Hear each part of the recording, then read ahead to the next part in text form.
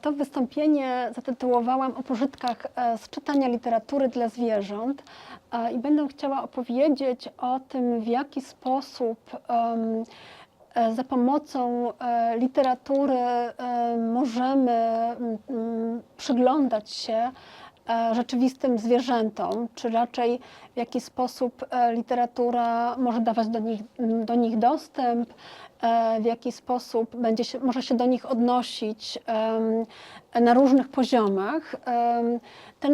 Ten typ lektury, ten typ oglądu nie tylko tekstów literackich, ale szerzej tekstów kultury określa się jako perspektywę nieantropocentryczną czy postantropocentryczną i zakłada ona, że zwierzęta, a także przyroda, środowisko nie jest traktowane symbolicznie, figuratywnie, ale właśnie interesuje nas ich rzeczywista kondycja.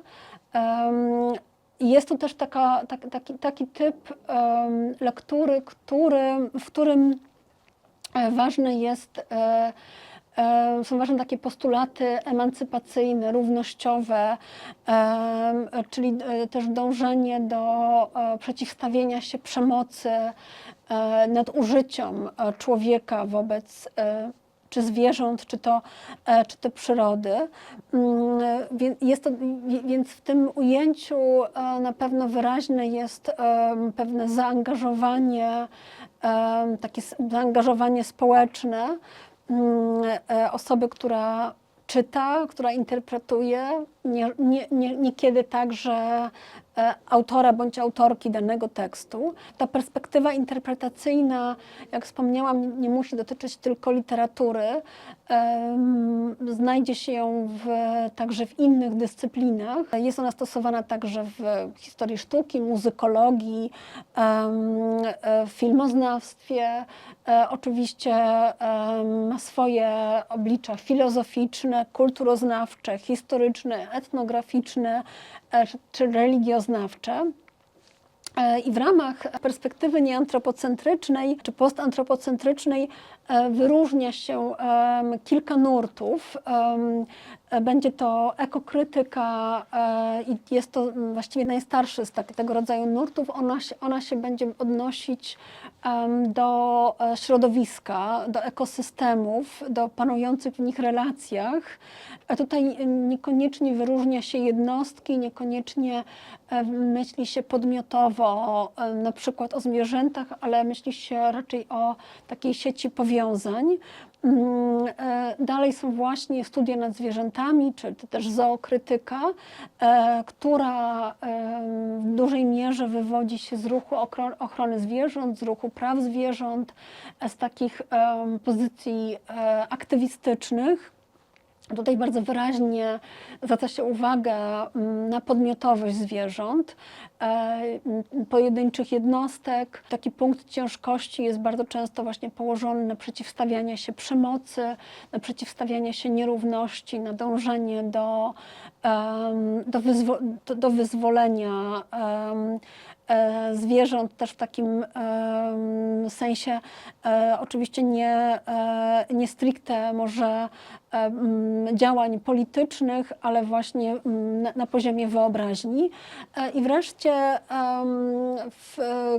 w kontekście perspektywy nieantropocentrycznej mówi się także o posthumanizmie. I tutaj jest to pojęcie nieco szersze, bo posthumanizm będzie dotyczył wszystkich bytów, które są po człowieku, czy też poza człowiekiem, czyli nie tylko przyrody, zwierząt, ale także będzie się interesował technologiami, będzie się interesował maszynami w ramach tego ujęcia, które właśnie niekoniecznie w każdym swoim wydaniu będzie dążyć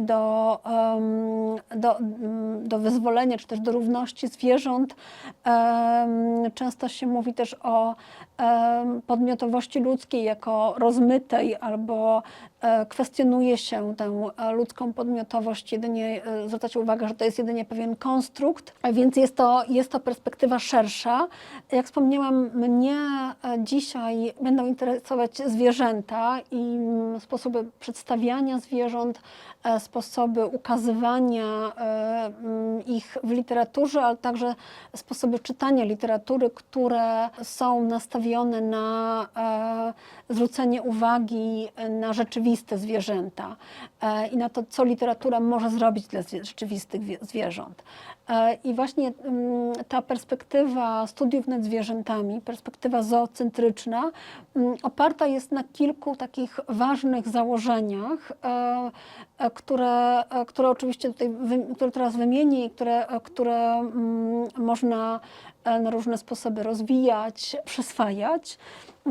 Przede wszystkim w studiach nad zwierzętami zakłada się, że zwierzęta, ten rzeczownik zwierzęta to kategoria umowna, nie ma swojego desygnatu, ponieważ z kategorią zwierząt obejmujemy istoty takie jak pantofelek i takie jak orangutan, no to kiedy mówimy zwierzęta, to w zasadzie wiemy, że mówimy o zbyt zróżnicowanej grupie, żeby traktować ją, żeby ujednolicać. Dalej zwraca się też uwagę na ograniczenia taksonomii, czyli na takie różnicowanie gatunkowe, które jest często arbitralne, które jest często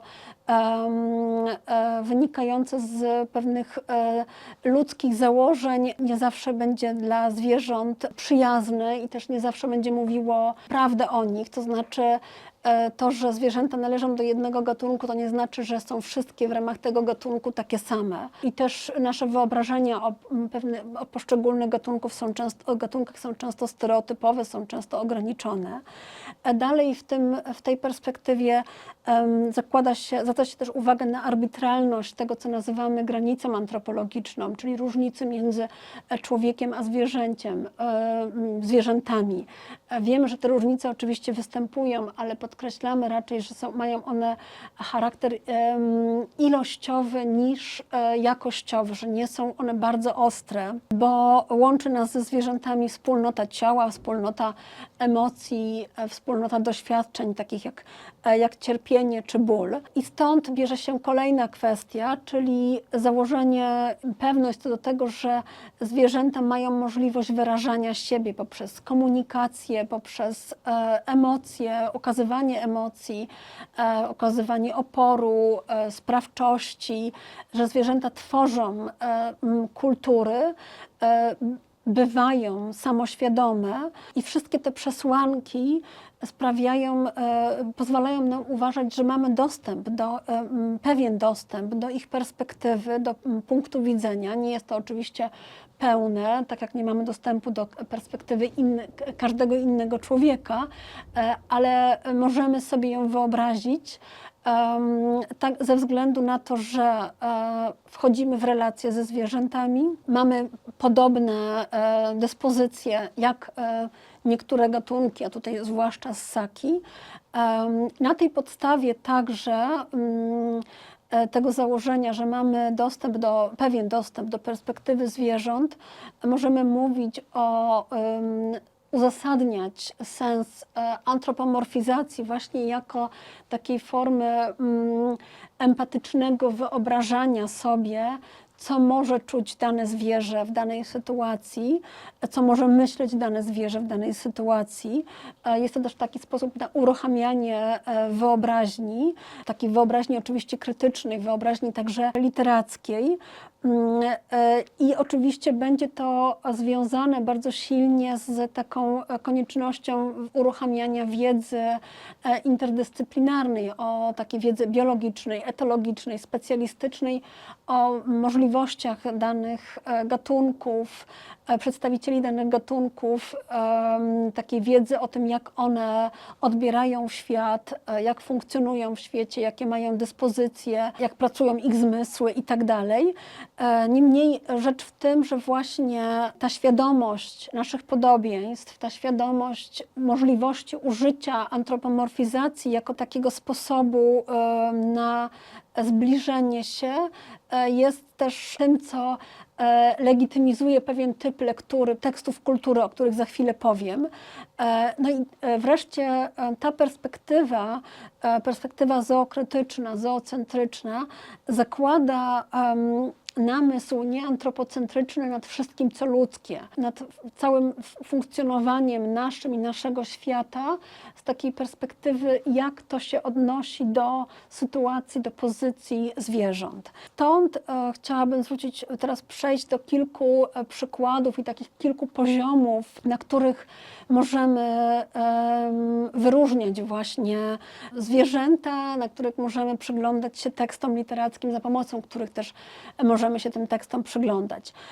I przede wszystkim, to będzie może kontrowersyjne, warto pamiętać, że z takiej perspektywy zoocentrycznej, zookrytycznej można czytać także takie teksty, w których zwierzęta funkcjonują jako symbole i alegorie. Mam tutaj na myśli na przykład bajki zwierzęce, a mam tu na myśli takie teksty paraboliczne jak folwark zwierzęcy, w których doskonale wiemy, że zwierzęta są przedstawione właśnie jako symbole ludzkich cech, ludzkich zachowań, ale ta informacja, że są one właśnie, te cechy zachowania ubrane w maski zwierzęce, pozwala nam zastanowić się nad tym, nad pozycją zwierząt. Dlaczego zwierzęta są w taki sposób wykorzystane? Pozwala nam też zauważyć, jak zwierzęta są wykorzystywane, jak są stereotypizowane i co to będzie znaczyć dla rzeczywistych zwierząt, to, że mamy pewne takie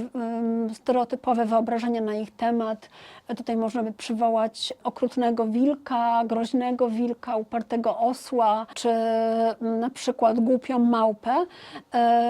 Wszystkie te wiemy, że mocno symboliczne, mocno alegoryczne wyobrażenia mają ostatecznie pewien wpływ na to, jak my postrzegamy rzeczywiste zwierzęta, i to właśnie wynika z takiego wpływu literatury, tradycji na taką wyobraźnię zbiorową. I na pewno z tego względu tego rodzaju teksty zasługują na taką krytyczną lekturę i zwrócenie uwagi na to, jak one kształtują naszą wyobraźnię, a tym bardziej, że czytamy je od dzieciństwa. Dalej wiąże się też z tym taka warstwa frazeologiczna, w której funkcjonują zwierzęta. Kiedy one funkcjonują w pewnych obraźliwych stwierdzeniach, albo kiedy na przykład mówimy o tym, że się na kimś wiesza psy i tym podobne. Jest to bardzo też częste w literaturze dla dzieci, literaturze, która ma uczyć, oswajać dzieci z tą warstwą języka, właśnie taką warstwą idiomatyczną, frazeologiczną, ale znowu jest to też element kodu kulturowego, który na swój sposób wpływa na postrzeganie rzeczywistych zwierząt. Z tym także wiąże się znowu kolejny poziom, w którym zwierzęta występują w pewnych porównaniach.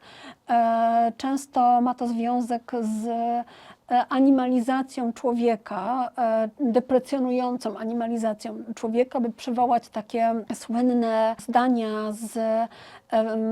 wersy z wiersza Tadeusza Różewicza ocalałem prowadzony na rzeź, człowieka zabija się jak zwierzę, czy też na przykład zakończenie procesu Franza Kafki, zginął jak pies, frazy z Medalionów Naukowskiej, gdzie mowa o kobiecie, która leżała przy torach jak zwierzę ranne na polowaniu.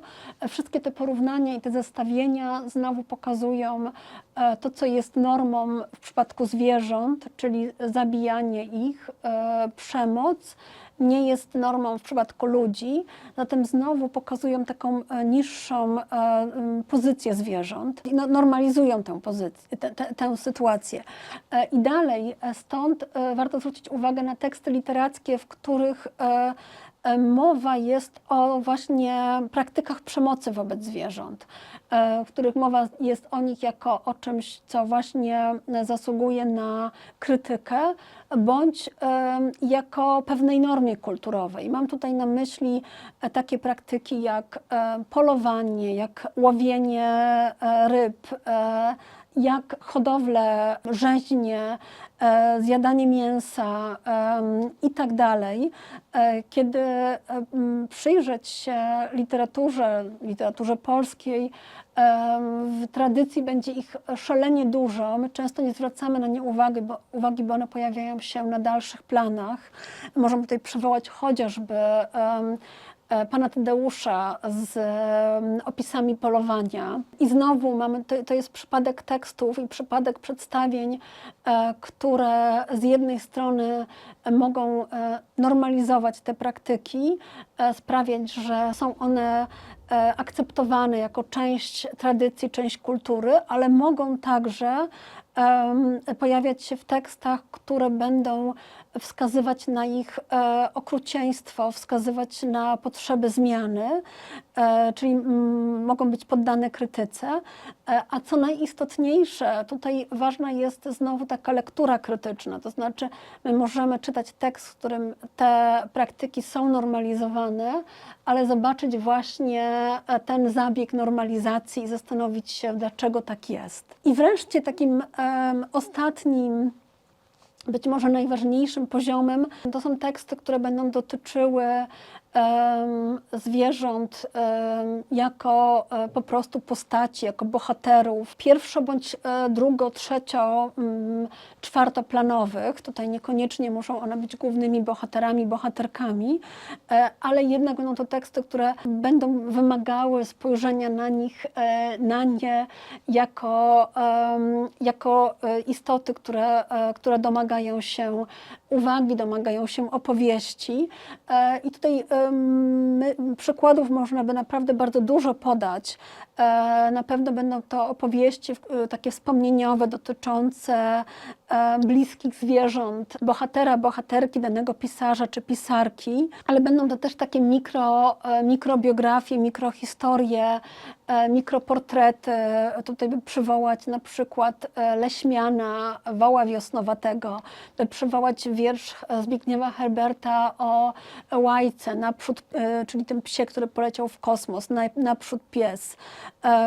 Tutaj można oczywiście przywołać twórczość Olgi Tokarczuk, w której historie zwierząt pojawiają się dość często, czy to na pierwszym planie, jak na przykład w powieści Prowadź swój pułk przez kości umarłych, czy to na dalszych planach, jak na przykład w opowiadaniu Czysty kraj. Cechą tych tekstów może być to, że będą one dotyczyć, jak wspomniałam, właśnie rzeczywistych zwierząt, które są bliskie bohaterom, bohaterkom, autorowi, autorce z jakiegoś powodu, bądź też zwierząt, których historie dzieją się w jakichś szczególnych okolicznościach. Może to być na przykład wojna, może to być sytuacja zwierząt, które, jak wspomniana Łajka, poleciały w kosmos i z tego względu wzbudzają zainteresowanie. Tak czy inaczej, na co chciałabym zwrócić uwagę już na sam koniec, to jest to, że ta perspektywa zoocentryczna, jakkolwiek by jej nie uruchomić, w jakimkolwiek kontekście, jej celem jest to, aby rzeczywiste zwierzęta tak czy inaczej stały się beneficjentami lektury, beneficjentami interpretacji.